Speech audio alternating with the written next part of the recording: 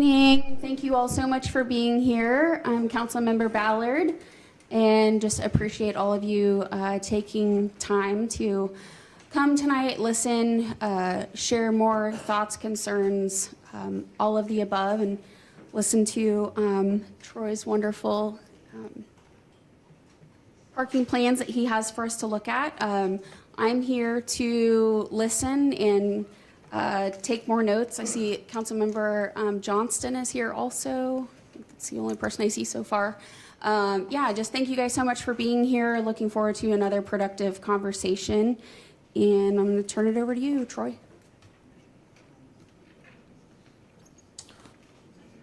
Thank you, Councilmember Ballard. Can everybody hear me okay? Great.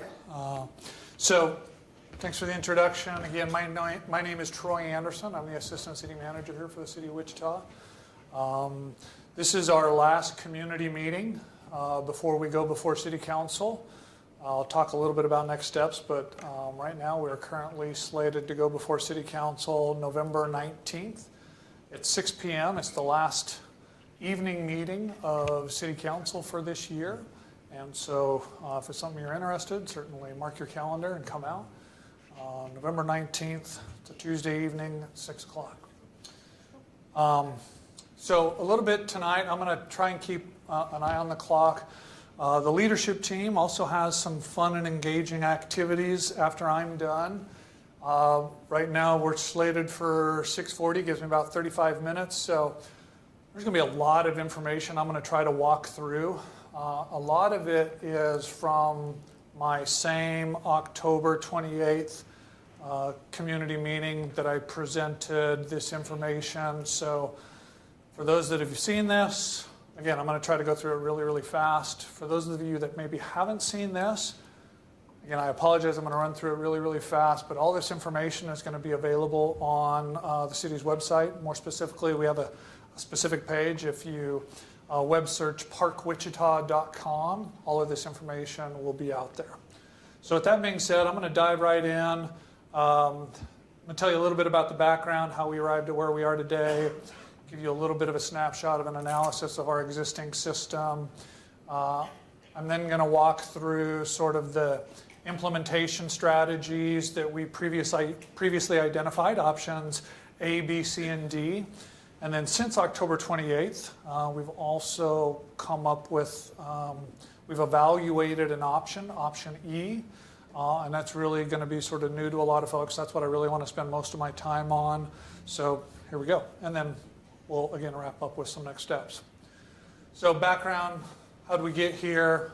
This has been a conversation this community's been having for more than 25 years. I won't belabor all of this, but there's some rich history on how we've arrived at where we are today. Most recently, we stood in front of City Council back on September 10th, gave sort of a receive and file. Since that last time we were in front of City Council, again, I mentioned the October 28th community meeting where we presented options A, B, C, and D. So an analysis of the existing system, right? We kind of know and understand some concepts around what a parking management system looks like, how much it costs to operate, what kind of revenues we should expect. All of this information is part of that 2019 parking and multimodal plan. That's also available on that parkwichita.com website. But according to that 2019 plan, currently the parking and multimodal fund is only generating revenues about $227 per space per year. Not nearly enough to do the things that ultimately we want and need to be doing as it relates to parking management. Talked about some 2018 actuals, how we've arrived at some of those numbers, breaking down sort of O&M, operation and maintenance projections, as well as operation and maintenance and CapEx projections. Bottom line, what we're doing now isn't working, and what we're doing now isn't sustainable. Here's a sample of that, right? So this comes right out of the city's budget from years past, from 2018 to 2022. You see revenues over expenses, and you'll notice that there's a continual decline. We are spending more money just to maintain a system, and not very well at that. And so we're continuing to operate in the red year after year after year. The emphasis we put on this slide was, notice the row that says capital outlay, right? We have significant deferred maintenance. We have not been putting money into our parking assets over the last decade, and it shows.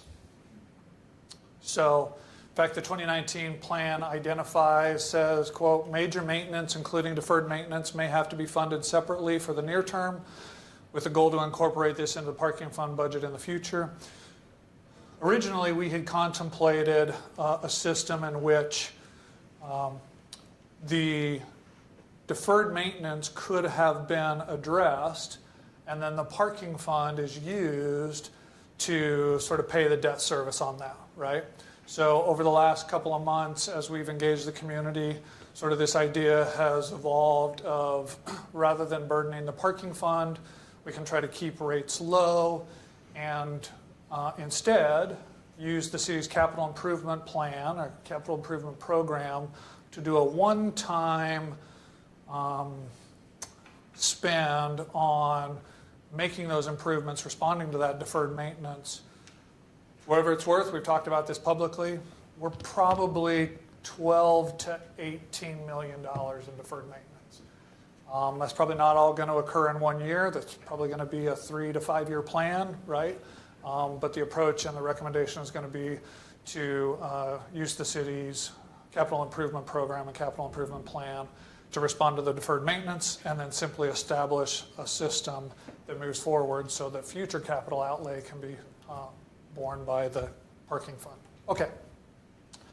So after collating all the feedback, we conducted a thorough review and analysis, and back on October 28th, we presented 4 options. We presented option A, which implemented the strategies in the 2019 plan with some modification. I'm going to go through these here in just a minute, right? Again, kind of really quickly, because I don't want to spend a lot of time. I really want to get to this option E, but option B has all the features of option A, but includes the first hour of metered parking free. Option C builds on option B by adding Old Town alternatives, and then option D does not implement any of the strategies identified in the 2019. Option D was sort of this plan to, which is an option, do nothing, right?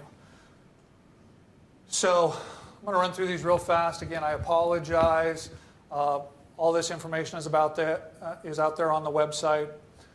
But with each of the options, we walk through the geography, the hours of operation, the rates, the exceptions, the revenues, expenses, the advantages, disadvantages. Here's the geography as it relates to most of the options. You see sort of the boundary, downtown, Delano, Old Town. The hours of operation, generally speaking, Monday through Thursday, 8 a.m. to 6 p.m., Friday and Saturday, 8 a.m. to 9 p.m. Notice we don't include Sunday. There's a reason for that. So when we were presenting option A, we basically said fees will be charged at a flat rate of 75 cents per hour. The original plan talks about a variable rate structure, right? That there were some folks that said that's kind of confusing. They had some concerns. We listened. The response was option A, 75 cents across the board. In lieu of hourly charges, daily rates of $5 and $10 would be available. In lieu of daily rates, $35 and $70 would be available. Outside the aforementioned hours of operation, again, note the fact that we didn't include Sunday in that previous slide, there will be no charge for parking. In other words, on nights, after 6 p.m. and after 9 p.m. on Friday and Saturdays, and on Sundays, there would not be a charge. Over the course of the first year, staff will collect data on demand, occupancy, and after the first full year, return to council a recommendation to adjust rates if necessary. Okay, so these are some of the exceptions. Real fast, accessible parking, obviously, we want to respect state law with regards to charging rates associated with accessible parking. So accessible parking is an exception to the hours and the rates. Loading and rideshare designated parking, 15-minute designated parking with a registered session. I can also tell you, since our October 28th meeting, we're entertaining the idea of those 15-minute spaces not having to have a registered session, but we're evaluating kind of the impact that might have on the system. Event parking, right? So obviously event parking can't kind of fit within the box of those hours of operation and those rates. So those on-street parking spaces and off-street lots and structures currently utilized for event parking and within 3 blocks of Century 2, Interest Bank Arena, Riverfront Stadium will continue to charge for parking as they are currently at those event rates, regardless of the times previously mentioned. That's why it's an exception. Also have an exception for special events. So for example, Farm and Art Market. Farm and Art Market might petition the City Council as part of their approval process. They get approval from the City Council every year to make adjustments to the parking rate. So for example, they might petition the City Council and say, hey, from 8 a.m. to 1 p.m. on Saturdays from April through December, those parking zones within 2 blocks might have an hourly rate of 0. After that time period, the system can be sort of reactivated and charged for parking. It's only limited to those zones, so on and so forth. Okay. So this was the side-by-side analysis that we showed on October 28th. Back when we presented the car park operator agreement to City Council back on June 2024. This was the system, number of spaces, total revenues projected, O&M, capital investment anticipated, net gain or loss. And then this is option A. Notice the change in the number of spaces, the total revenue anticipated, total expenses, and the net gain or loss. Okay, so the advantages and disadvantages of option A, it's the greatest likelihood of recovering costs associated with O&M. It's the most effective means of managing parking, the most equitable parking environment. It does provide for some capital investment. The disadvantages, it does introduce paid parking where paid parking does not currently exist. That's different, right? Doesn't recognize some existing parking agreements. We'll talk through some of that. Okay, option B was an idea that came up during some of the August meetings. Option B has all the features of option A, but includes the first hour of metered parking free. Okay, so the geography doesn't change. The hours of operation doesn't. What's the difference between the Plan A first hour free and Plan B first hour free? There's 15 on it. Correct. The rates don't change, but there's an exception now in option B that didn't exist in option A, and that is that the first hour is free with a registered session. So one of the things we talked through back on October 28th also was this idea, this concept, right, of if you're going to give up that first hour free, right, if the city's going to not charge for that first hour, then how are we managing that? Is that with a session, without a session? Are we managing that with time limits? Are we managing that with meters and pricing? This table comes right out of the 2019 parking and multimodal plan. If you get an opportunity, I strongly encourage you to go check it out. This gives a really good summary of why cities across the nation are getting away from parking management by time limits, and they're migrating towards managing parking through meters and pricing. Really good pro and con to that. Okay, so an analysis of option B as it relates to revenues and expenses. So we acquired some recent data, some geolocation vehicle data. That geolocation vehicle data suggests that 35% of visitors to Delano Downtown and Old Town collectively have a dwell time of less than 1 hour. Okay, so what that means is, based on the information in this data, people who are coming to Delano Downtown and Old Town, whether they're coming from a mile away or 1,000 miles away, across the demographic, across the spectrum, on average, 35% of visitors are only staying for an hour or less. Okay? So by making the first hour free, that's a loss of more than 1/3 of our revenue projections while still maintaining the same, if not greater, operation and maintenance costs and capital X investment. This is what it looks like from the numbers, right? So you see option B, we still have the same number of spaces that we're managing, but our revenue is significantly less, right? We still have the same O&M and capital investment, which is why option B, for all intents and purposes, operates at a net loss year after year. Okay, the advantages to option B obviously is that there is an increased likelihood of recovering some costs. If you go back to that slide, we are recovering more than the 227 that we were recovering back in 2019. It introduces some concepts of managing parking. It is more equitable than some of the other options we're going to talk about. The disadvantages is it doesn't cover all of the costs associated with O&M. It compromises safety and security in the public lots and garages. It's not as effective as at managing parking. It also may be hard to eliminate even with predetermined goals, right? Once folks are accustomed to getting that first hour free, it may be hard, even if the numbers demonstrate what we've forecasted that they would demonstrate, would be able to really change that across the system.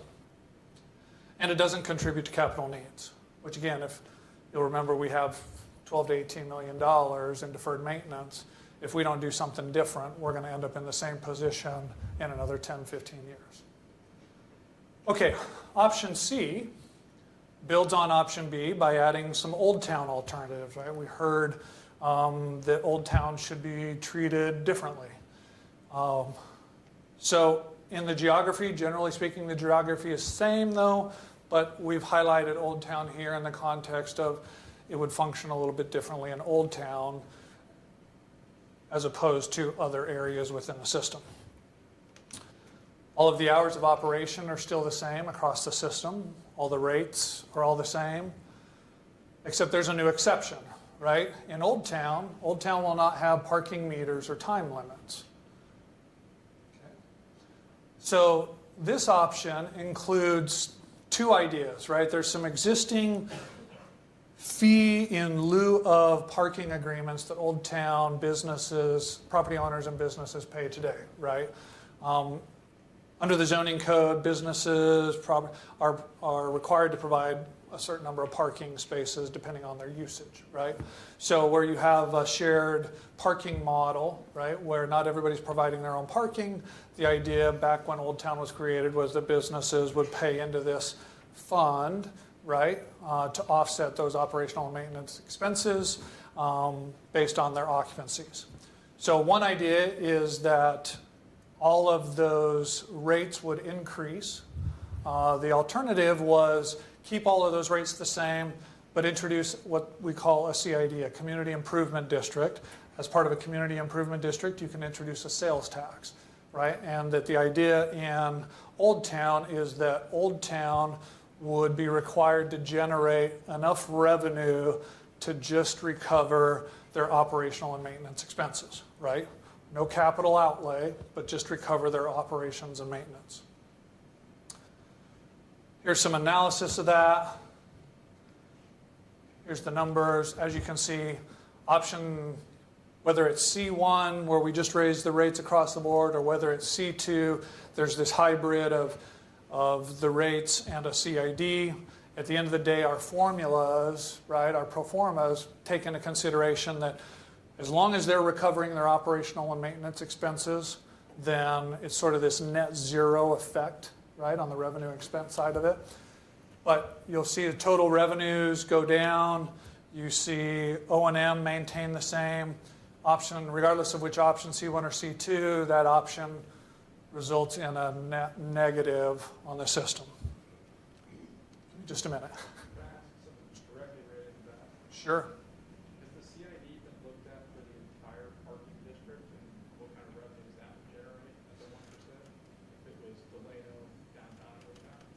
We did, and there are a number of CIDs that already exist, and so layering those is not an option. So yeah, we looked at it from a logistics standpoint. It's just not an option. So. Okay. Advantages and disadvantages of option C. Yes, it does increase the likelihood of recovering some costs. Again, you'll notice $242.12 revenue is more than $227, but not near enough to cover our O&M. It introduces some concepts of managing parking. Again, not necessarily in Old Town, but in downtown and Delano. The disadvantages: does not recover all costs, compromises safety, not as effective, maybe hard to eliminate, does not contribute to capital needs. A couple of new disadvantages is in this scenario, non-compliance requires lawsuits to recover fees, which drives up your expenses, and it's an inequitable parking environment resulting in unintended consequences.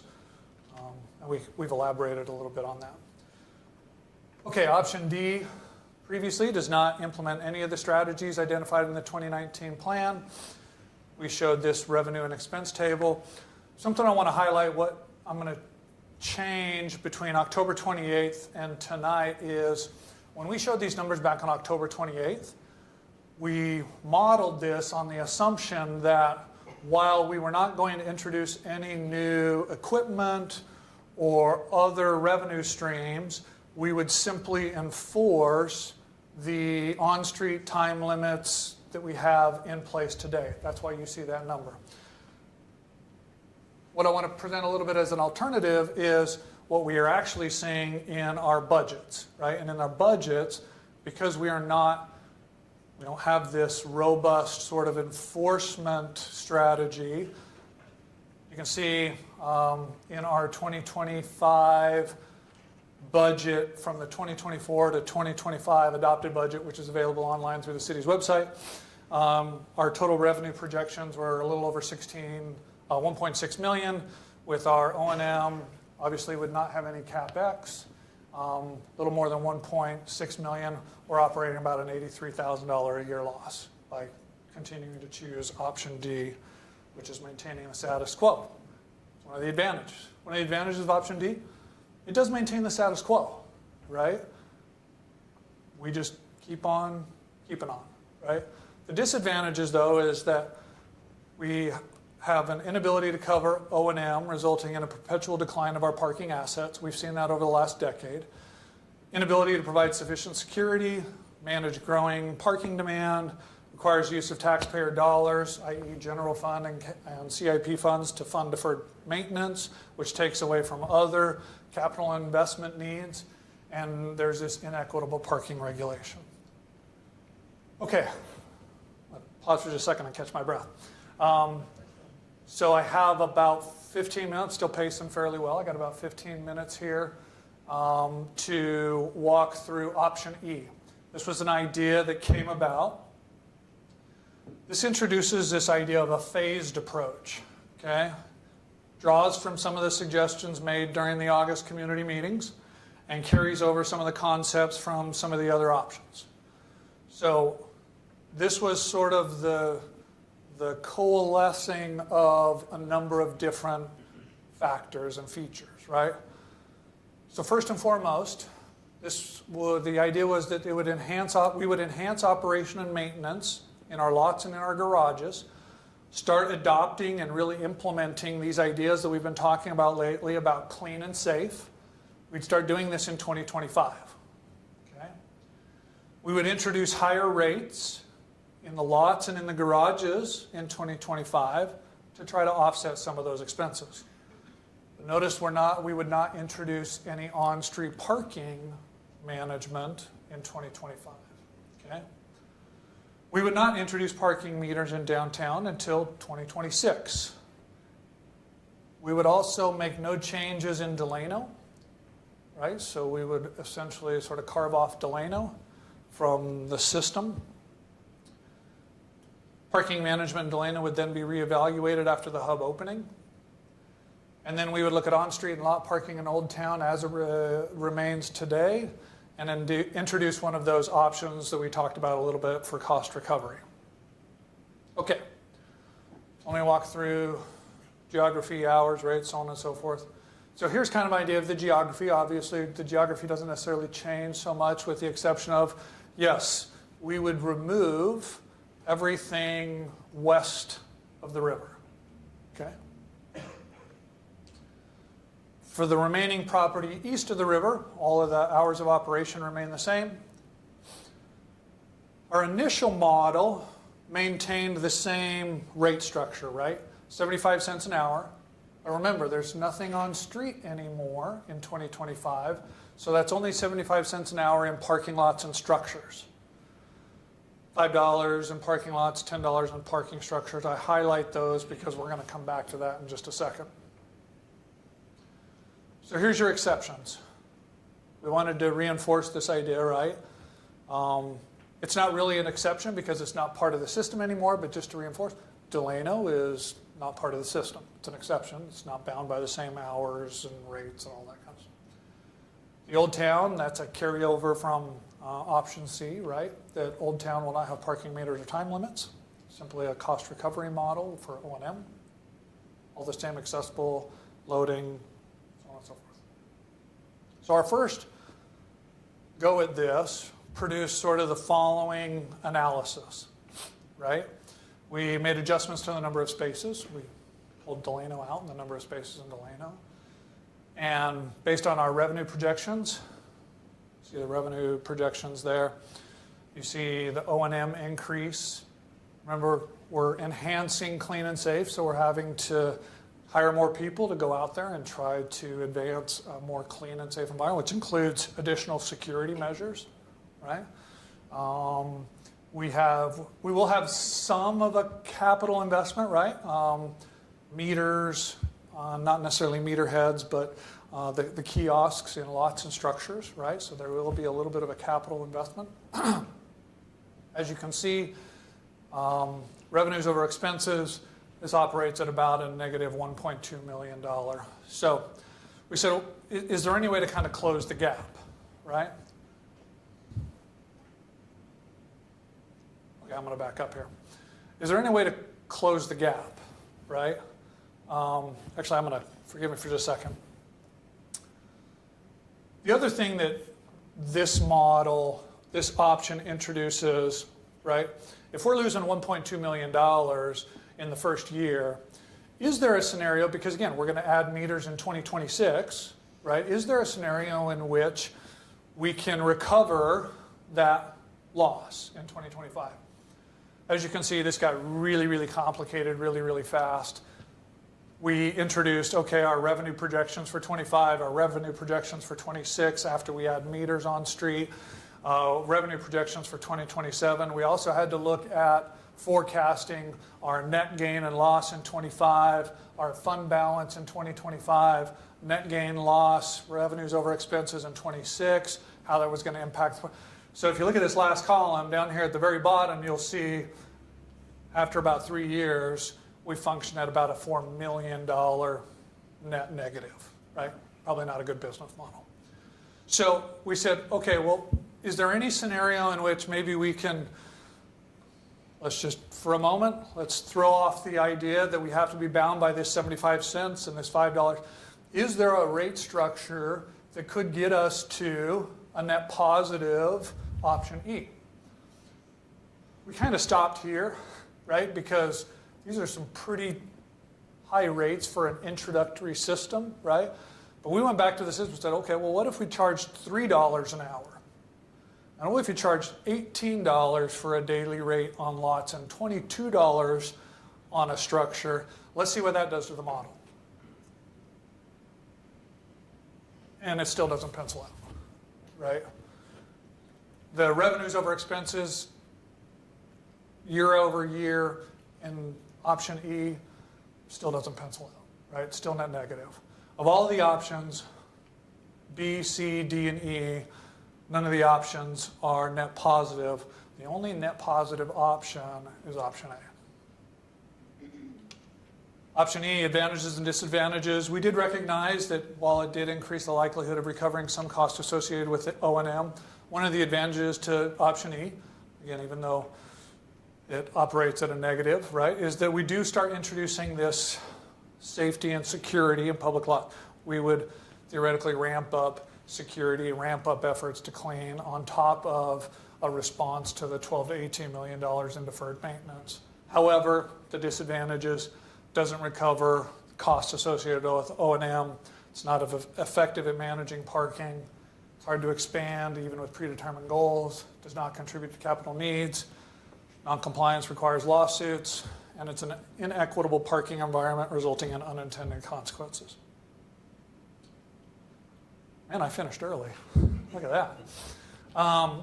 Okay, so next steps. Again, we will take all of this information along with feedback that we hear tonight, right? And we will present all of this to City Council on November 19th. At 6 p.m., we will present options A, B, C, D, and E. With that being said, I'm going to hand it back over to the leadership team.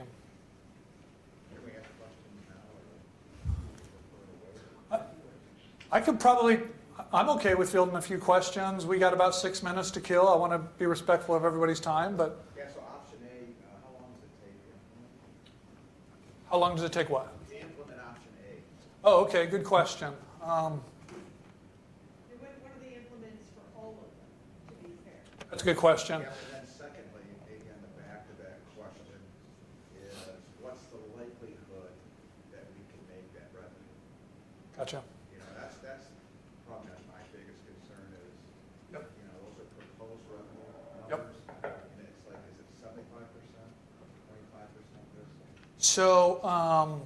So to answer your first question, we were on a trajectory up until a couple months ago, right, that we were going to stand this system up as it was contemplated in the plan to go into effect January 1, 2025. After we met with City Council back in August, right, we said, hey, we won't purchase any equipment. We'll hold off. We'll put a pause, right? We'll kind of put a pin in this for right now. We'll go out. At this point in time, none of the equipment's been ordered, okay? So if you can imagine, there's sort of no logistical way to order equipment and get it all installed, tested, and otherwise by January 1, 2025. Realistically, if City Council votes, depending on how City Council votes on November 19th, we could immediately begin procuring equipment, getting it installed and tested. The soonest it could probably be up and running is probably June of 2026. Regarding the revenue projections, we took a pretty conservative approach, right? We looked at, again, models across the country, peer cities across the Midwest, what they're charging, what their occupancies and demand are, even sort of post-COVID stuff, right? We took a pretty conservative approach. We feel like these numbers are pretty close to what we could probably reasonably expect to see. Yes.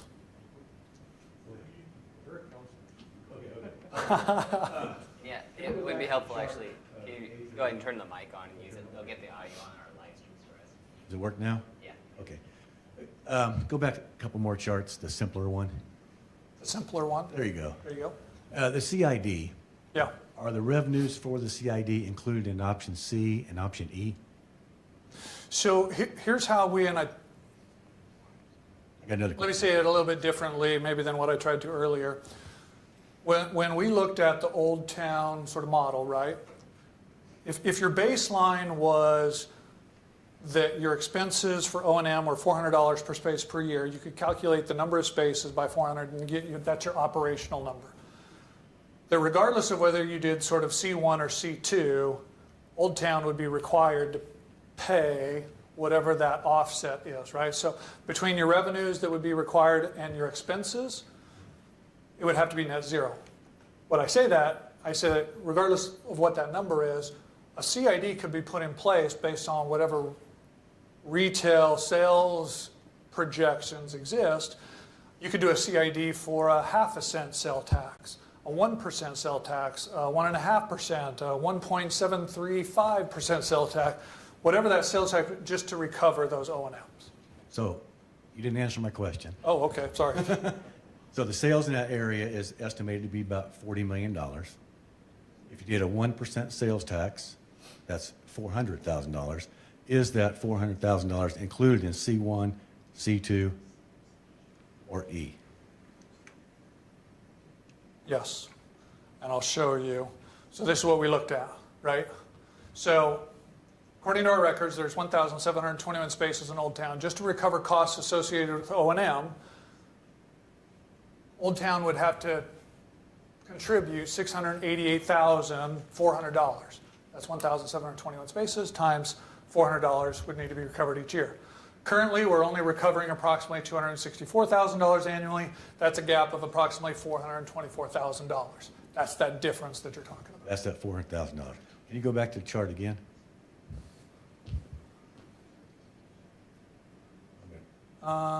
Anyone's fine. We need all the options. That's, There we that's go. fine. That's fine. Yep. When you say there's 35% of people will not, only 1 hour, if first hour is free, Yeah. 35 so you have a 35% decrease from option A to option B, Yes. correct? That's assuming that everyone will only be there for an hour, correct? That's assuming that based on the data that we received, that over the last year, all of the visitors that came downtown, Delano downtown and Old Town, over the last year, of all of those visitors that came downtown, 35% of them only stayed downtown for an hour or less. So I'm going to simple comparison here. You can tell me if I'm wrong. If 3 people go down and park, Okay? let's just round it to 33%. Sure. So one of them doesn't pay, stays less than an hour, doesn't pay. Yep. Second one stays longer than an hour and pays $1. Yep. The third one stays 3 hours, Yep. shops, Yep. whatever. So now you have more revenue. It decreases that 35% Yep. to 25%. Yep. So that, All of those percentages Yeah. are baked into the model, yes. So if you look at option A, those percentages of how long folks generally tend to stay and what kind of revenue that we can, is incorporated into that, yes. Well, I would contend that option B would be less than 35% then, because you would get some additional revenue from people staying longer. It's in the model. It's in the model, yeah, That's the way it is, you know. yeah, Average stay. right. Can you talk a little bit about O&M? I'm trying to look at what affects the price. So when you say O&M at option A for 2.6 million, Yeah. kind of give some examples what you mean by O&M. Sure. So O&M, and then I'm going to turn it over to the leadership team real fast, really high level. O&M, what we talk about, here's how I have communicated this, right? As a homeowner, you might appreciate this. There's a percentage that goes into administration, right? Just oversight of the system. There's a percentage that goes into what we call regular routine maintenance, right? So if you're a homeowner and you've got to maintain your furnace twice a year, once in the spring, once in the fall, those are all regular routine maintenance expenses. Security, right? So hiring security personnel to patrol your assets, that's part of your regular O&M. Enforcement is also part of, generally speaking, your O&M, right? Now, if your HVAC system breaks and you've got to go replace it, that's not part of O&M. That's part of that capital outlay, right, that we've been talking about. So if you can generate more than $400 per space per year, which if you go back to the plan, that additional $200 per space per year, now you're starting to build your fund balance in order to respond to those capital outlays. Okay, thank you so much. I'm going to hand it off to the leadership team and let them go to work. Thank you again so much for giving me an opportunity.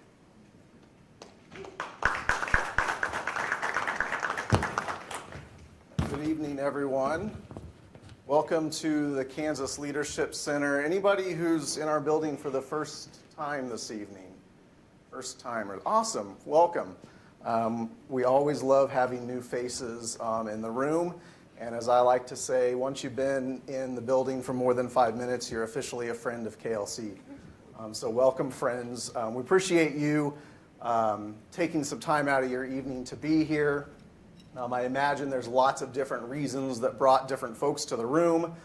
Some of you might be highly invested in this conversation and what happens downtown. Some of you may be less impacted and just curious to see what the conversation is around parking. So whatever brought you here this evening, we're glad you're here. And we're going to, can you switch me over here, Pedro?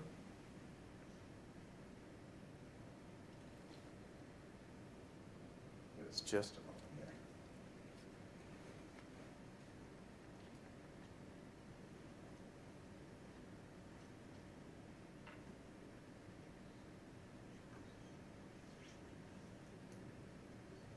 Awesome.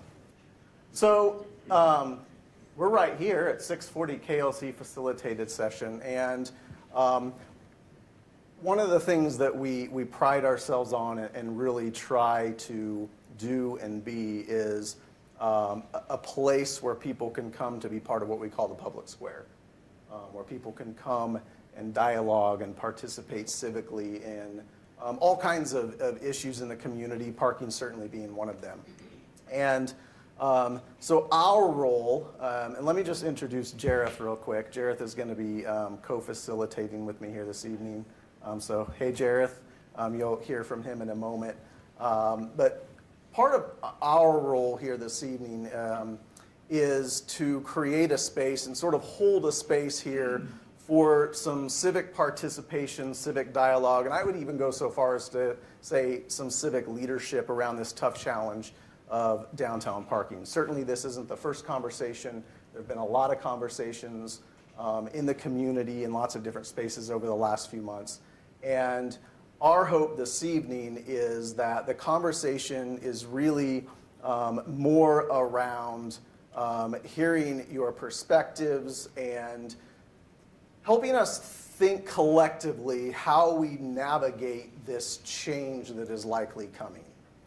We know there's a lot of perspectives on this issue, and we acknowledge that there may be some folks in the community who disagree that there even is a problem. So we recognize that there's the whole spectrum of perspectives on this issue. For our purposes here this evening, we're going to hold the interpretation that the current system isn't sustainable, and that one of the options that Troy presented this evening is likely to be voted on at the upcoming council meeting. So our invitation to you this evening is to what we like to say rent. You don't have to buy it, but we're asking you to rent the idea that some kind of change is going to have to happen. And one of the things that we know about change, we often hear, we hear people say things like change is hard, people don't like change, people resist change. And one of the things that we know about what makes change hard is the losses that come with change.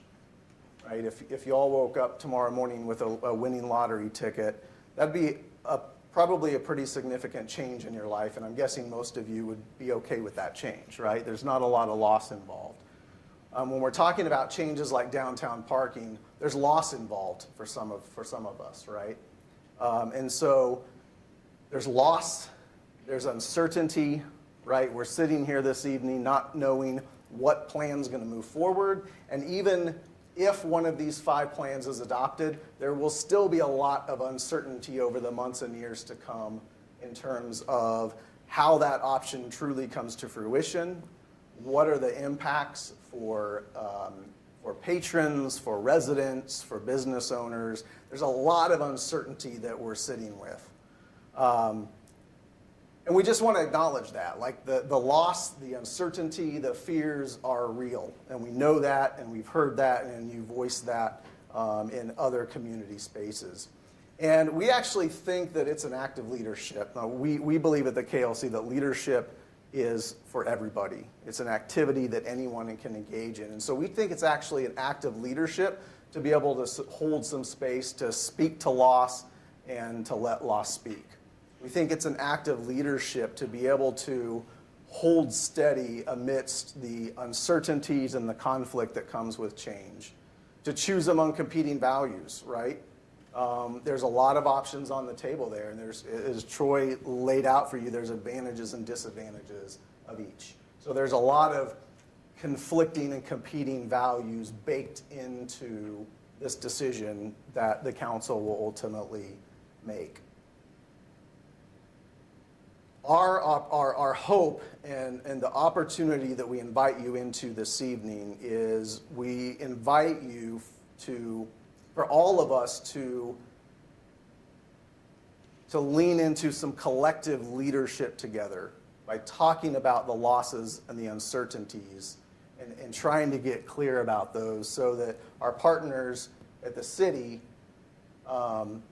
have a deeper understanding of where you're at on this issue.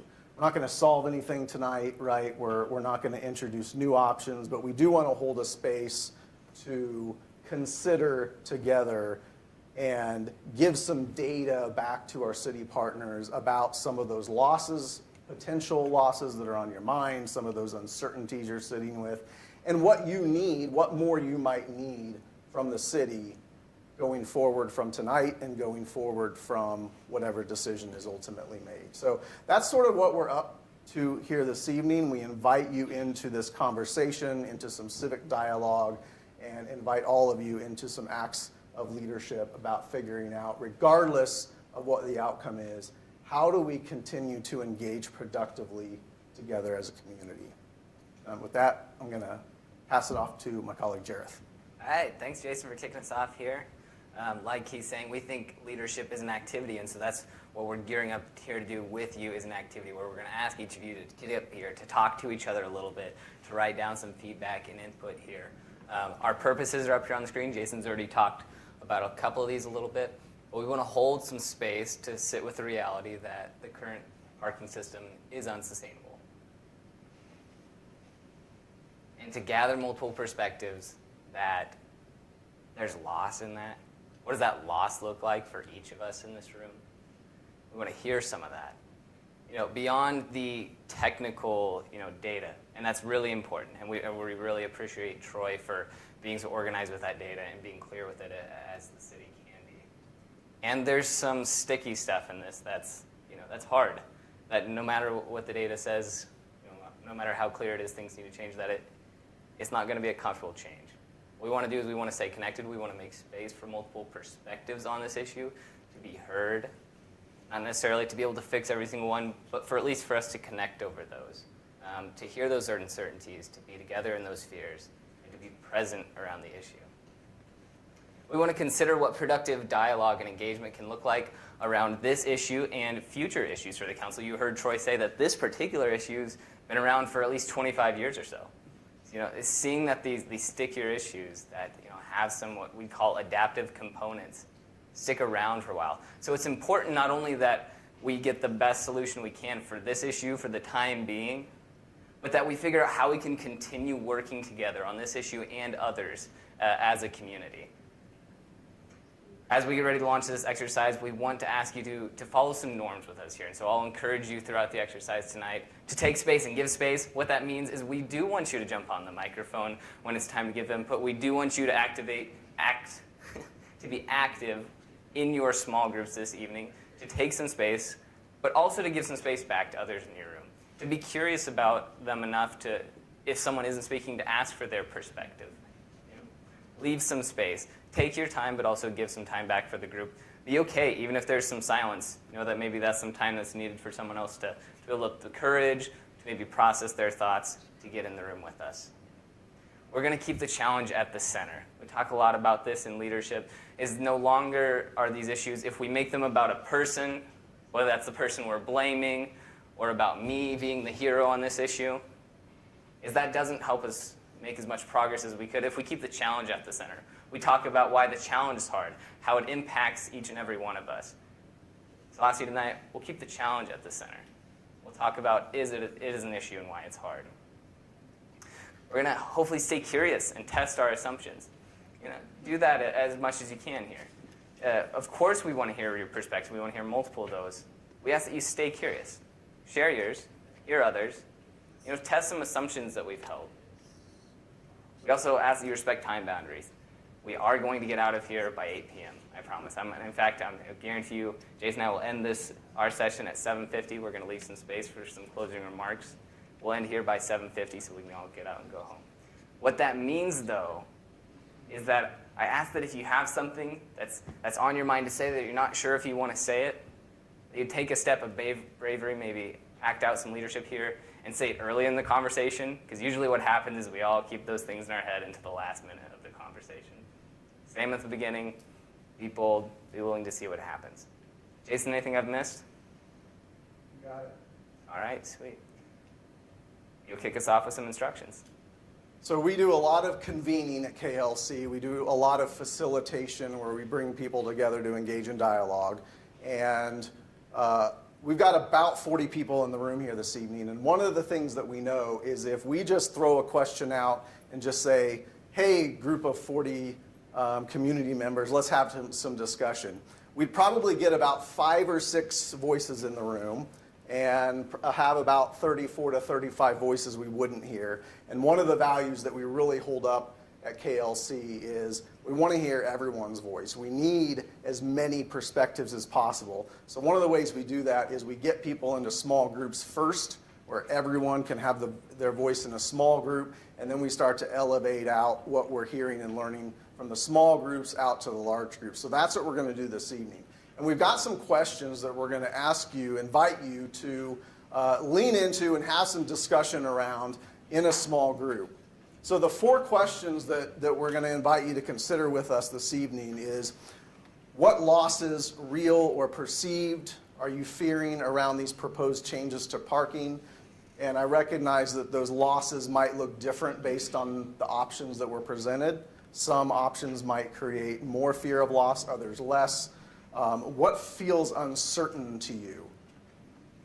What uncertainties are you sitting with? And I think this will be some helpful data for our city partners to have of what still feels uncertain to you. What assumptions might we be making about the impact that these different options might have? And then finally, what do we need from the city staff and council as this issue moves forward?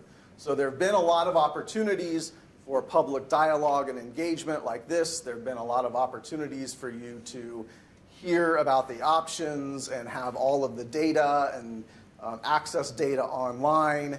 So we want to know from you this evening, what more might you need? What more might you need as this moves forward? So here's how we're going to do this. There are some sheets of paper that have just gone around or are coming around now. And we want to get you into groups of 4. And we're going to do that by grouping you up with these colored cards here. So in a moment, I'm going to ask you to find 3 other people who have different colored cards than you. And we want groups of 4 that have each color card represented in them. Okay? So you're going to find, if you've got an orange card, you're going to find someone with a pink, someone with a blue, someone with a green, and form a group of 4 so that you have all 4 colors, i.e. all 4 questions represented in your group. So I'll pause there, and if you're willing to lean in and play along with us, I'll ask you to get up, find your